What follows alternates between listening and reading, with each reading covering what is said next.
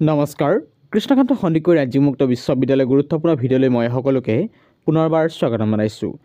নটিছখন আহিছিল কৃষ্ণকান্ত সন্দিকৈ ৰাজ্যিক মুক্ত বিশ্ববিদ্যালয়ৰ ফালৰ পৰা অহা তাৰিখ আছিল 17/1/2025। ইয়াত উল্লেখ কৰা হৈছে notification for extension of exam form fill up date.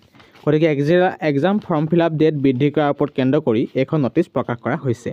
ইয়াত উল্লেখ কৰা হৈছে it is hereby informed to all the concerned that the last date of submission of online payment for back learners only for degree and master degree first semester NAP and non-NAP syllabus examination 2024 and degree all course examination 2024 is extended is follows। গতিকে পৰীক্ষা কাৰ হ'বলৈ গৈ আছে ইতিমধ্যে আপুনি গম পায় যে degree master degree first semester NAP non NAP সিলেবাছ লগতে বেক কোৰ্ছৰ অল কোৰ্ছৰ সকলোৱে পৰীক্ষা হ'বলৈ গৈ আছে 2024 পৰীক্ষা ইতিমধ্যে আপুনি জানে। গতিকে তাৰ বাবে এতিয়া যিখিনি কেণ্ডিডেটৰ বেক আছে বেক থকা কেণ্ডিডেটসকলে এই নটিছখনৰ মতে আপুনি ফৰ্ম ফিল আপ কৰা ডেট বৃদ্ধি কৰা হৈছে। অতি ইম্পৰ্টেণ্ট ইনফৰ্মেশ্যন দি দিয়া হৈছে প্ৰথমতে। গতিকে মনত ৰাখিব এইখন নটিছ কাৰো অতি ইম্পৰ্টেণ্ট। যিখিনি বেক আছে যদি আপোনাৰ বেকটো উঠাবলৈ হ'লে নটিছখনৰ মতে আপুনি ফৰ্ম ফিল আপ কৰিব লাগিব বা ফিজ পে'মেণ্ট কৰিব লাগিব। মনত ৰাখিব সকলোখিনি ডিটেইলছ চাব তাৰপিছত ভিডিঅ'টো আপুনি স্কিপ কৰি দিব পাৰে।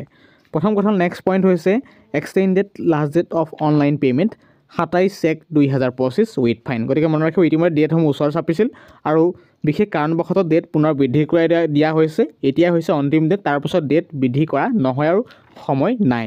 মনত ৰাখিব এতিয়া অন্তিম ডেট কিমান এক্সটেণ্ড কৰা হৈছে বৃদ্ধি কৰা হৈছে 27/1/2025 অৰ্থাৎ মনত ৰাখিব 27 জানুৱাৰী 2025 অন্তিম ডেট আৰু উইথ ফাইন আৰু লগতে আপুনি কি দিব লাগিব ফাইন দিব লাগিব লেট হোৱাৰ বাবে। ইয়াত উল্লেখ কৰা হৈছে learners need not fill up any examination form. লাৰ্ণাৰসকলে কোনো ধৰণৰ এক্সামৰ বাবে ফৰ্ম ফিল আপ কৰা আৱশ্যক নাই। নোটত উল্লেখ কৰিছে গুৰুত্বপূৰ্ণ পইণ্ট কৰ্ডিনেটৰক বেছিকলি জনোৱা হৈছে এইটো coordinator important point coordinators are not required to submit send any hard or soft copy of examination statement to the university কৰ্ডিনেটৰসকলৰ বাবে বেছিকলি।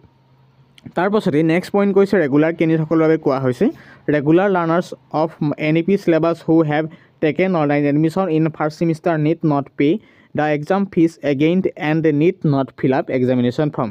যিখিনি কেণ্ডিডেট নতুনকৈ ফাৰ্ষ্ট ছেমিষ্টাৰ এডমিশ্যন কৰিছে আপোনালোকে কোনো ধৰণৰ ফিজ পে'মেণ্ট কৰা আৱশ্যক নাই, কাৰণ আপোনালোকে ফাৰ্ষ্ট ছেমিষ্টাৰ এডমিশ্যন কৰোঁতেই সেই এডমিশ্যনতে আপোনালোকৰ নিৰ্দিষ্ট যি মাচুল সকলোখিনি লৈ লোৱা হৈছে। গতিকে আপুনি কোনো এক্সামৰ বাবে ফিজ পে'মেণ্ট কৰা আৱশ্যক নাই, কোনো ফৰ্ম ফিল আপ কৰা আৱশ্যক নাই। সেয়ে ইয়াত স্পষ্টকৈ জনোৱা হৈছে যে আপোনালোকৰ কোনো ফৰ্ম ফিল আপ কৰা আৱশ্যক নাই। ইয়াত not fill up examination form মনত ৰাখিব। তাৰপিছত উল্লেখ কৰিছে এলিজিবিলিটিৰ কথা খুব ইম্পৰ্টেণ্ট পইণ্ট দি শুনিব। ইয়াত উল্লেখ কৰা হৈছে ইয়াত কোৱা হৈছে enrolment number of degree and master degree learners of NAP syllabus. গতিকে NAP চিলেবাছ কোনবোৰে পৰিছে enrolment number degree and master degree যদি আপোনাৰ ইনৰলমেণ্ট নম্বৰ 230 পৰিছে অনলি আপোনালোক হৈছে NAP চিলেবাছৰ ভিতৰত মনত ৰাখিব। 230 যদি আপোনাৰ আছে আপুনি NAP চিলেবাছৰ কেণ্ডিডেট।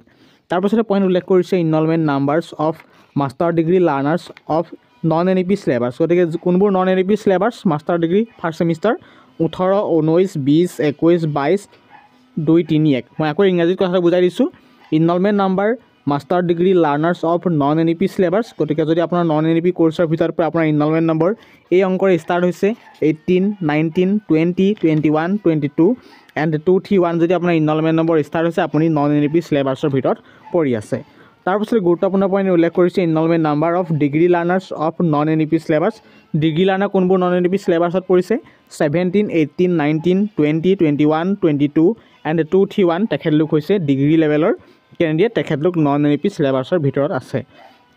ঠিক সেইদৰে all course back examinations for the degree first semester examination 2024 are valid only for the batches which enrolment number begin within 16। আৰু ইয়াত অল কোৰ্ছ কোনবোৰক ধৰা হৈছে যিখিনি 16 ষ্টাৰ্ট হৈছে ইনৰলমেণ্ট নম্বৰ ডিগ্ৰী ফাৰ্ষ্ট ছেমিষ্টাৰ যদি আপোনাৰ ইনৰলমেণ্ট নম্বৰ 16 হয় তেতিয়াহ'লে আপোনালোকে 2024 যি এক্সাম অনুষ্ঠিত হ'বলৈ গৈ আছে আপুনি এক্সামত বহিব পাৰিব ন' টেনশ্যন। তাৰপিছত উল্লেখ কৰিছে no' exam for all course master degree as the tenure is over tenure over. গতিকে ইতিমধ্যে যিখিনি অল কোৰ্ছ মাষ্টাৰ ডিগ্ৰী তেখেতলোকৰ নিৰ্দিষ্ট সময়সীমা ইতিমধ্যে উকলি গৈছে অভাৰ হৈ গৈছে। স্পষ্টকৈ জনোৱা হৈছে তেখেতলোকে কোনো এক্সাম দিব নোৱাৰিব। No' exam for all course master degree as the tenure is over মনত ৰাখিব। তাৰপিছত উল্লেখ কৰিছে all other terms remains same as those of the previous notification number. তাৰ আগতে বিশেষকৈ নটিছ এখন আহিছিল। এই নটিছখন অহাৰ আগতে এখন গুৰুত্বপূৰ্ণ নটিছ আহিছিল। সেই নটিছখনৰ নম্বৰত উল্লেখ কৰা হৈছে KKHSIU/COE/18/175 ডেটেড 20/11/2024 এখন নটিচ আহিছিল। সেই নটিচখিনি কথা সকলোখিনি ছেইম থাকিব, সেইটো ইয়াত জনোৱা হৈছে। মুঠতে এখন ৰেফাৰেঞ্চ নটিচে দিয়া হৈছে। গতিকে সেইখিনি কথা জানিবলৈ হ'লে আপুনি 20/11/2024 পাব্লিছ কৰা নটিচখিনি ভালদৰে চাব পাৰিব বা ৰিড কৰিব পাৰিব। তাৰপিছত গুৰুত্বপূৰ্ণ পইণ্ট উল্লেখ কৰিছে অন্তিম পইণ্ট সকলোৱে মনত ৰাখিব। ইয়াত কোৱা হৈছে this will be the last chance to apply and there will be no' consideration for the same. গতিকে এইটোৱে হৈছে অন্তিম চান্স। তাৰপাছতে কোনো ধৰণৰ আপুনি চান্স নাপায়। গতিকে এইটো অন্তিম চান্স। গতিকে যদি আপোনালোকে কোনো ধৰণৰ এতিয়ালৈকে ফৰ্ম ফিল আপ কৰা নাই বা আপুনি ফিজ পে'মেণ্ট কৰা নিৰ্দিষ্ট সময়ত ফিজ পে'মেণ্ট কৰিব লাগিব। ফিজ পে'মেণ্ট কৰাৰ অন্তিম তাৰিখ হৈছে 27/1/2025। অনতি পলমে ফিজ পে'মেণ্ট কৰিব। আৰু মনত ৰাখিব ফিজ পে'মেণ্ট কৰাৰ পাছত আপুনি লগত কি দিব লাগিব, উইথ ফাইন এটা দিব লাগিব, কাৰণ লেট কৰাৰ বাবে সেইটো আপোনালোকৰ ভুল। গতিকে ইতিমধ্যে ইম্পৰ্টেণ্ট ইনফৰ্মেশ্যন প্ৰদান কৰি যদি ভিডিঅ'টো উপকৃত হৈছে নিশ্চয় ভিডিঅ'টো আপোনাৰ প্ৰিয় বন্ধুলৈ শ্বেয়াৰ কৰিব। আৰু চেনেলটোলৈকে ছাবস্ক্ৰাইব কৰা নাই চেনেলক ছাবস্ক্ৰাইব কৰিব দৈনিক এনেধৰণৰ ইনফৰ্মেশ্যন লাভ কৰিবলৈ। যদি আমাৰ এতিয়ালৈকে হোৱাটছআপ গ্ৰুপত জইন কৰে লিংক ডেছক্ৰিপশ্যনত আছে, আৰু ইনষ্টাগ্ৰাম একাউণ্টতো আমাক ফ'ল' কৰিব পাৰে। ধন্যবাদ।